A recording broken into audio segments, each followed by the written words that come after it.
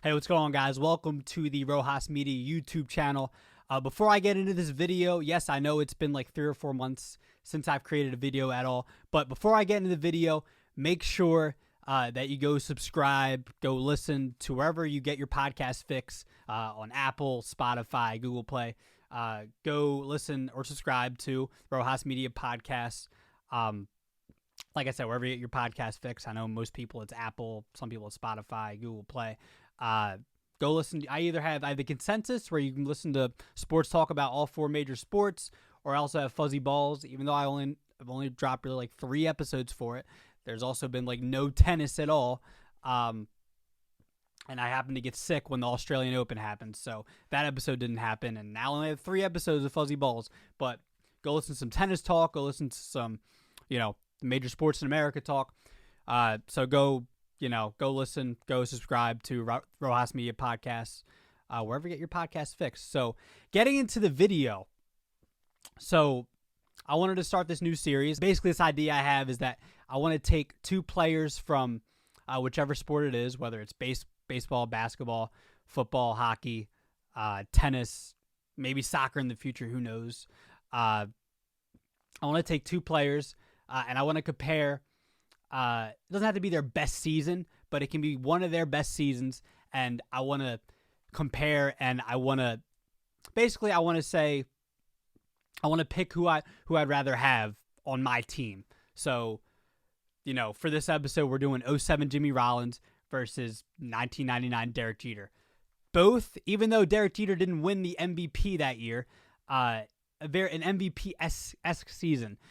Jeter was also in the midst of, the pretty much one of the best dynasty runs we've ever seen in sports, from the late 90s Yankees, who won, 4 or 5 titles in 5 or 6 years. From 96 to 2000, they won, I'd say 4 out of those 5 years, I think it was. But regardless, that year was incredible from Jeter. He had a 349 average. He had a career high 102 RBIs. I believe a career high in home runs, 24. Also a stat that I saw about Jeter that year, he hit 371 in 0-2 counts. And I think he hit 455 after facing a pitcher 3rd time through a lineup. That's incredible. That shows how good of a hitter he was. And I know a lot of people say he's overrated and this and that.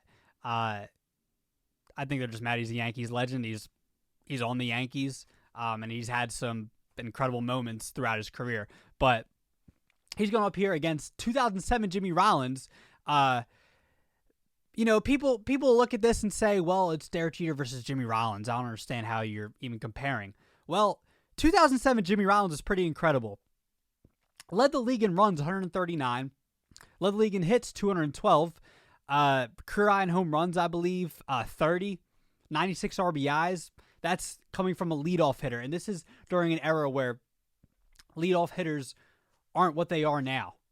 Back then you had Jimmy Rollins, Jose Reyes, even back before then, Ricky Henderson, speed guys who get on base.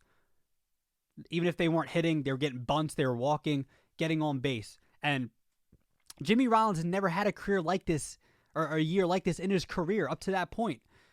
I don't think he even cracked 20 home runs by this point. He might have, but it might have been just barely. And he didn't have a season like this after this.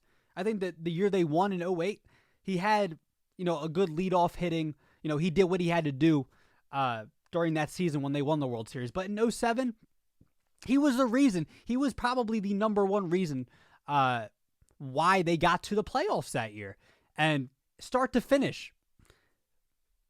Before the year even started, he said that the Phillies were the team to beat in the NL East.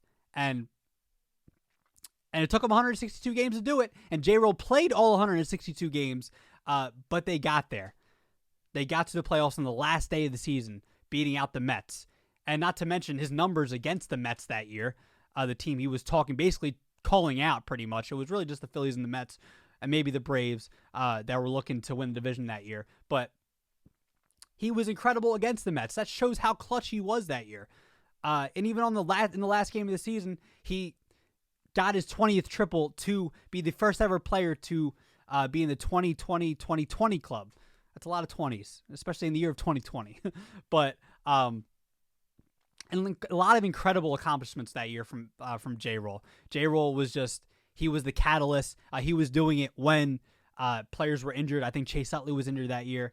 I know Ryan Howard was injured that year. Ryan Howard coming off his MVP year with almost pretty much another MVP year. I think he had 47 homers, 136 RBIs. J-Roll was incredible that year. And he even hit 290, 296, I think.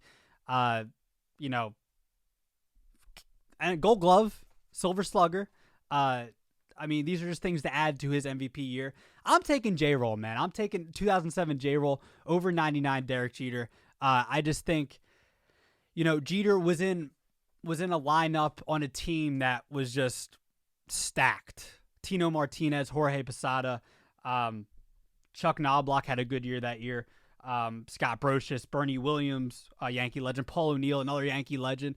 These were, you know, I think maybe Derek Jeter was maybe a little underrated that year because he was on a team of so many different Yankees. Even though the starting rotation wasn't as good as they had been in the past, you had Roger Clemens, you had El Duque, Orlando Hernandez, you had Andy Pettitte, David Cone. These were some Yankee legends right there. And this was probably one of the Derek Jeter's best years of his career. It was 1999. If you really look at his stats, Derek Jeter was really good. But I got to take 07 Jimmy Rollins, man. Jimmy Rollins literally did everything that year for that team, for them to even get to the playoffs in the NL East. I mean, he barely beat out, I think, Matt Holliday that year to win the National League MVP crown. But, you know, you could have even made the case that year that Derek Jeter could have won that MVP, I think, in 99. But, you know, in the late 90s, it was all about the home run.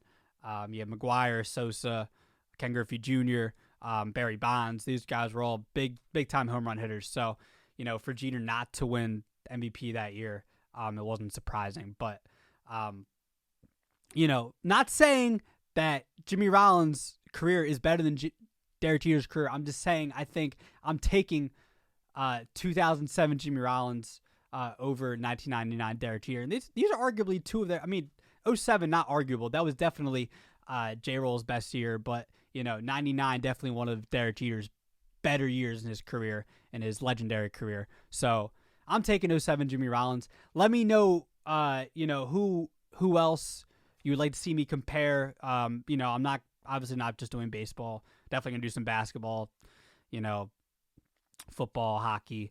Definitely going to do a LeBron Jordan comparison at some point. You know, so let me know who you guys want to see. Make sure you subscribe to the YouTube channel, and look out for the next video, and go make sure you subscribe to the podcast wherever you get those podcasts fixed.